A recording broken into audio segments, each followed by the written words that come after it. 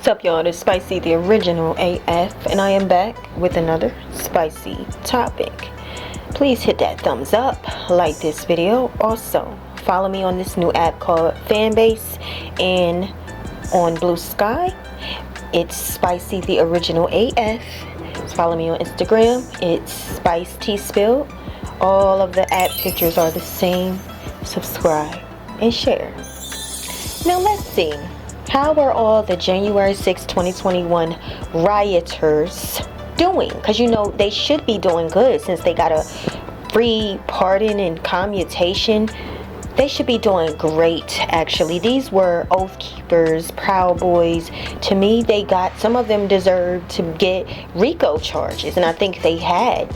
Starting up wars against law enforcement, Congress, lawmakers, and whatever, chamber keepers. These people went up into the Capitol and they was brutal. They was destructive. They committed arson. They looted. They did everything that they're accusing the Black Lives Matter of doing. And yet Trump, he didn't tell the cops to shoot their legs. He didn't tell them to choke them. None of the things he told them to do when Black Lives Matter happened. But how are they doing, right?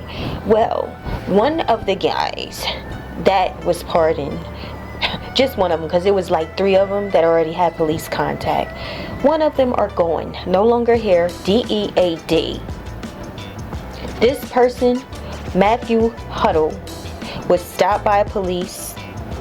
He was resisting arrest. It was said that the police saw he was a problem and took him out.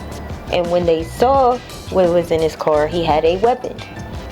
Now there's, speculations because law enforcement is pretty pissed with Trump and MAGA and Republicans because they seem to be pretty okay with allowing these criminals to be free. Had the tables turned. They're not okay. So there might be some that feel like there could be some revenge out here for these people. They could be surveilling them very much close because these are criminals that got to walk free after the things that they had done to these police officers and to these lawmakers. Take a look at this mess. The man who was shot and killed during a police stop in Jasper County, Indiana, has now been identified. Yesterday afternoon, a Jasper County deputy pulled over a vehicle on State Route 14 near the Pulaski County line. Police say the deputy tried to arrest the driver, 42-year-old Matthew Huddle of Hobart, Indiana. That's when police say there was an altercation, and that resulted in the deputy firing his weapon, killing Huddle. Investigators say Huddle had a firearm. I don't apologize for going to D.C. that day and voicing my opinion and standing up for what I believe, but those officers did not deserve what I did. Just felt like I was floating down a river, and the end of the river was going to be this day, pardon from Donald Trump. So I've been anticipating this for a while. First, I've been speaking to one of those who has been pardoned, Jacob Chansley, known to many online as QAnon Shaman. He faced federal charges of knowingly entering or remaining in any restricted building or grounds without lawful authority and with violent entry and disorderly conduct on the Capitol grounds.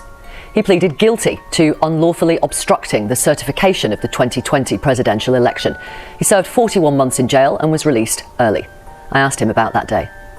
If you mean like the law that I broke, I entered the building illegally. If you mean like stopping people from stealing, volunteering to help the police, saying a prayer inside the Senate, singing my shamanic song inside the Senate, stopping people from breaking in once outside the building, and literally like facing an angry mob all by myself, telling everybody they're not going to break in. That also happened that day. It really all depends on what you mean by what by your question. Well, how you remember it? Well, I remember it being a lot different than the mockingbirds in the media have spun it, that's for sure. The chaos and the violence that took place outside the building that day was largely provoked, as far as I remember, by tear gas, concussion grenades, and rubber bullets being shot into a peaceful crowd. It was after all that all hell broke loose. So that usually gets forgotten. I think that the whole thing has just been mischaracterized in so many ways, that myself included. I mean, people think I'm an insurrectionist or a Republican. I'm a libertarian. There's so much distortion because of the media. One of the things I like to say is you don't realize how distorted the media lens actually is until you see your own reflection in it. Well, now is your chance to be absolutely clear about this. Are you saying you did not go into that building to try to stop the certification of the accurate 2020 US presidential election result? Yeah, that's what I'm saying. I did not go into the building for that reason. And the fact that you still think that I did just shows how distorted the media lens actually is. On that point, because that's Jake, never my intention. Jake, that's never been my intention. I'm just literally looking at what you pleaded guilty to. That's what I'm going from. You pleaded guilty to unlawfully obstructing an official proceeding, i.e. And didn't the Supreme Court say that? But didn't the Supreme Court just say that that is not a practical application of the law whatsoever, and that the government was bending the law to gain convictions out of people? Give us your reaction to being pardoned for that day by President Trump. It feels just like it should. Go on. Well, I think that pretty much says it all. Describe your emotions when you heard. I think I got the news from my lawyer when I was at the gym, and I walked outside and I screamed freedom at the top of my lungs and then gave a good Native American war cry. And did you expect him to follow through on what he has promised on a number of occasions through the campaign trail? I expect Donald Trump to be a man of his word like he has been for decades. And that is a track record that we don't have with pretty much any politician in D.C. for the most part. Very few have that kind of a record of saying the same things and doing the same things, which are pro-American, for over 30 years. You wrote on X after you'd heard the news, "Thank you, President Trump. I'm going to buy some mother effing guns." Because presumably now your record has been wiped clean, you are allowed to buy guns again.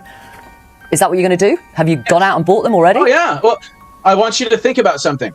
The mockingbirds in the media and the government demonized me. They made me social pariah. They attached things like QAnon, conspiracy theorist, white supremacist, insurrectionist, racist, homophobe, terrorist. They attached all those labels to my image. And then they imprisoned me for 27 months, 10 and a half in solitary confinement. And then they released me to the public as social pariah without the ability to own a firearm. So I can never really actually bring in a gun to a gunfight. I always have to bring a knife to a gunfight. And you do realize how wrong that is, right? Jake, you pleaded guilty. I pleaded guilty.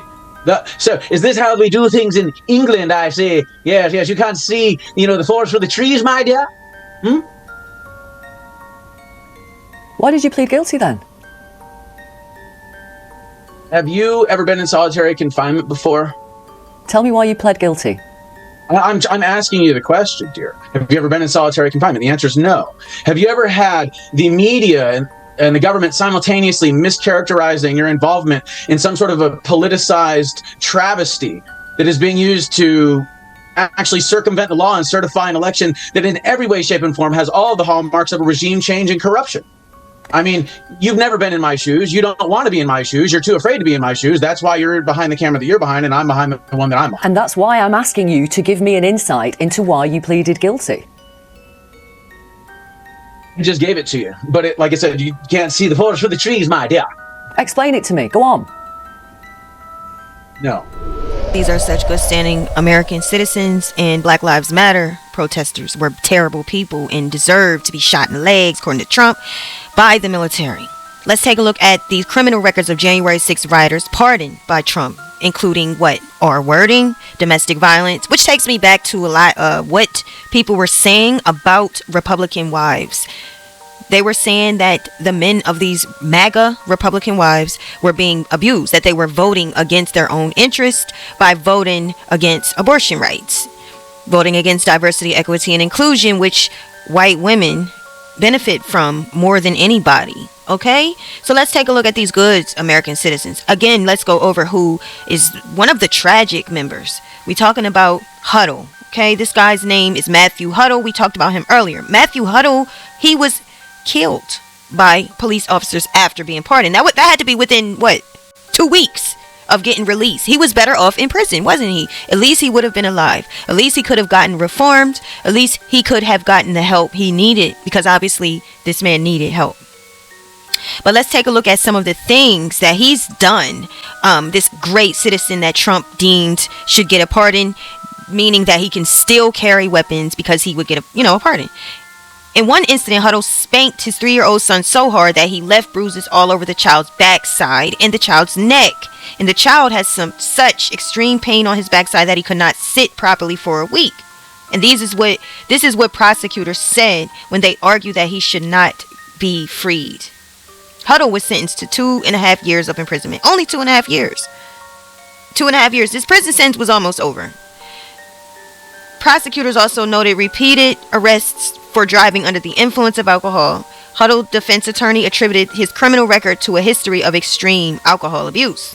So at least he could have gotten the help he needed. So for the good boy, Peter Schwartz. Peter Schwartz was a good boy according to Trump. He's a good man. Even Jesus said, don't call me good, only the Father in heaven is good. But yet Trump is calling this man good. Let's talk about him. When those prosecutors made their sentencing recommendations to the judge, they described a 1994 disorderly conduct case for throwing a lit cigarette at a victim and striking her near her eyes, a 2004 case for assault with a deadly weapon, a 2019 case for terroristic threats, for threatening police while under arrest for domestic assault. How many of you, especially you black men and brown men, can threaten a police officer for domestic assault and get a pardon? In a 2020 case of assaulting his wife, including by biting her on the forehead and punching her multiple times. So this is the man that Trump thinks is good. Oh, let's go to this one right here, y'all. This is a good one right here. According to Trump, we have David Daniel. This one is the worst, y'all. The government's forecast of evidence is compelling and suggests defendant engaged in sexual acts with 2 young girls in his own family. Magistrate Judge David Kiesler wrote of the case against Daniel. It is also alleged he took and kept photos of the genitalia of the victims. The mother of one victim, defendant's ex-wife, appeared in court to request that defendant not be released because of those findings. Judge Kiesler ordered Daniel to remain in detention pending trial. Daniel has pleaded not guilty to the charges in North Carolina, and that case remains pending. There you have it. Here goes Casey Hopkins, y'all. Prosecutors allege that Hopkins also had other prior convictions for assault on a law enforcement officer operating a motor vehicle without a license and possession of controlled substance. 2022, Hopkins pled guilty to a charge of parading, demonstrating, and picketing in a Capitol building and was sentenced to 4 months in prison. Prosecutors said that prior to the January 6th riot, he discussed the possibility of a civil war and proposed forming a group called Proud Felons for Trump. Hopkins wrote a letter to the judge, Tanya Chutkin, who oversaw his January 6th case, noting that, "Ma'am, you have my rap sheet, and to my shame, it's not a good one." He wrote, "For that matter, I'm not sure if any rap sheet is good." He said prison had changed him for the better and expressed shame and regret for his actions on January 6th. Now, at least Casey felt some remorse. That is how you get a change in any given situation, is when you actually acknowledge what you've done was wrong. So, if anyone, I think this is a start for Casey. He admitted that the things he did was wrong, y'all. So these are the people that we're looking at. And I can go on. There's more, but I'm not going to read the many, many more. And this ain't the 1,500. This is just some. And it's disturbing. Why you got black men that get excessive sentences, get their Amendment number 2 gun rights taken away from them. Trump pardon these people. They can go back on the streets. This is disgusting. And these are who he called good men, y'all.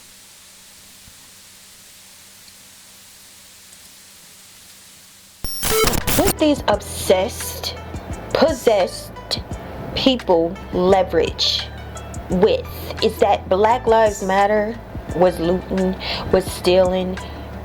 But remember, Black Lives Matter was a peaceful protest. It was a peaceful protest. Everybody wanted to join along because they all felt angry. They saw what happened to George Floyd. And it touched everybody that was protesting and that was outraged. As it should, you know. He was okay. If he was on drugs, he was living on drugs for I don't know how long. How can one encounter with one police officer, with 3 police officers, cause this man to die? People are saying, like Candace Owens and the rest of them people are saying he died of drug addiction. No, he didn't. He was living with a drug addiction. You've seen him on camera smiling in the store, getting in trouble, but he was alive. It wasn't until that officer, Chauvin, had his knee on his neck. It wasn't until he kept it on his neck and just restrained that man and took away his ability to breathe, blocked his airways. That's what killed him. Miss me with the other stuff. But now you have Matthew, who was among the pardoned and the rioter. That is now gone. Not even a week after getting out of prison. Is Trump talking about this? No, I haven't heard him mention it at all. I haven't heard him talk about anything. But this is again part of systemic racism, y'all. They commit crimes, they get their freedom. A lot of times it look like other races might be more high crime. No, it's just that y'all don't give them the same fairness that you give to white men and women. There are some in prison. There are some people fair. I ain't gonna lie. There are some fair police officers that work with the Constitution. But there's others that, there's kids that go missing. There's people that pass away, homicide, and you don't never find out who did it. And even when they speculate who did it, you see it on ID channel, Unsolved Mysteries. They have speculations, but them people somehow never get arrested. Their name never gets recorded, and they never get that felony. So they cannot be counted for. You can't call them a felon because they seem to keep escaping the law in the justice system. But Matthew may have gotten away with what he's done on January 6, 2021, when Trump came in office on January 20th, 2024. He may have 2025, seemingly he got away with it. But to God, no, he didn't get away. In fact, where he is now, I'm like 98% sure he wished he could be back on this earth. He wished he could do it all over again. Torment, gnashing of teeth, fire, pain. So do well. Let me know what y'all think. Leave a comment, hit that thumbs up, like this video, subscribe, and stay tuned because we got more to come.